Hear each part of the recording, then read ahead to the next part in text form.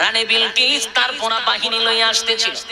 সুলাইমান নবী ডাক দেয়া হয়, হুদহুদ রে, তুই বলছিলি রানী বিলকিসের একটা সিংহাসন আছে? বলে জি আছে। রানী বিলকিসের সিংহাসনটা আমি এখানে নিয়ে আসতে চাই। রানী বিলকিস যেহেতু তার রাজ্যের বাহিরে চলে আসছে, এর ভিতরে তার সিংহাসনটা আমি এখানে নিয়ে আসতে চাই। জোরে কোন সুবহান। সিংহাসন কত লম্বা? 80 হাত লম্বা, প্রায় 40 হাত প্রশস্ত। এটার উচ্চতা হলো 30 হাত। এত বড় সিংহাসন রানী বিলকিস আসার আগে নিয়ে আসার অনুমতি দিছে।